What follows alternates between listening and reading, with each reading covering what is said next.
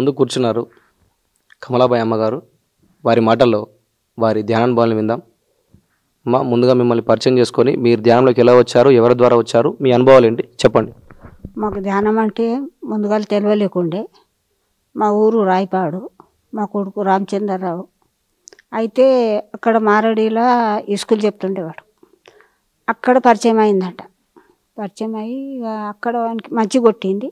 మంచి కొట్టి ఇక్కడ ప్రకాశ్ సారు ఇట్లా తోలుకొని వచ్చి ఇక్కడ అందరికీ ధ్యానం పరిచయం చేసిండు. చేసిన సంది ఇంటికి తోలుకొచ్చిండు. ఒక పిరమిడ్ తెచ్చి ఇంట్లో కట్టిండు. ఇంట్లో కట్టిన సంది ఇక మేమందరం కూడా చేస్తున్నాం. మా పిల్లలందరూ కూడా చేస్తున్నారు. కోడళ్ళు కొడుకులు అందరు చేస్తున్నారు. మనమరాండ్లు మొత్తం ధ్యానం చేస్తున్నారు. అంత మంచిగా అనిపిస్తున్నది, ఖుషి అనిపిస్తున్నది. నేను కూడా ఇక్కడనే ఉంటున్నా, పిరమిడ్లోనే ఉంటున్నా. మా కొడుకు కోడలు కూడా ఒక 40 రోజులు వాళ్ళు ఉండిపోయినారు. ఇప్పుడు మూడో ఆయన మర 40 రోజులు ఉంటా అని వచ్చిండు. వాళ్ళు కూడా చేస్తున్నారు. అందరికీ మంచిగా ఉన్నది, ఆనందం ఉన్నది. మీరు అంటే ఈ పిరమిడ్కు ఇంత ప్లేస్ ఇచ్చారు కదమ్మా, దగ్గర ఎంత ఉంటుందమ్మా దీని విలువ? 30,000 ఉంటుంది. 30 లక్షలు. 30 లక్షలు ఉంటుంది. 30 లక్షలు ఉంటుంది. మరి మీకు 30 లక్షల విలువైన దాన్ని ఇచ్చారు కదా, మీకేం పోతుందని అనిపించలేదా? ఏమనిపించలే. మా కొడుకులు ఏమనలే, నేనేమనలే, చేయండి అన్న. మా కోడళ్ళు కూడా ఎవ్వడేమనలే, ఏమనలేదు. చేస్తే ఇంకా మంచిగానే ఉంటుంది. మా కులంలో ఒక పెద్ద మనిషి చేస్తుండే, తినని కూర్చున్నప్పుడు ఇట్లా కళ్ళు మూసుకొని కూర్చుంటుండు. ఓకే, అట్లా తినని పెట్టినాక కళ్ళు మూసుకొని కూర్చుంటాడు, ఏం సంగతి ఇది అని అనుకున్నాం. కానీ ఇప్పుడు తెలుస్తున్నది దాని సంగతి. మంచిగా ఉన్నది ధ్యానం చేసేసండి. అందరు ఆరోగ్యాలు కూడా మంచిగా ఉన్నాయి. మంచిగా సుఖంగా కూడా ఉన్నారు. ఎక్కడోళ్ళు అక్కడ ఖుషీలో కూడా ఉన్నారు. కోపాలు లేవు, తాపాలు లేవు. ఎక్కడోళ్ళు అక్కడ మంచిగా ఉన్నారు.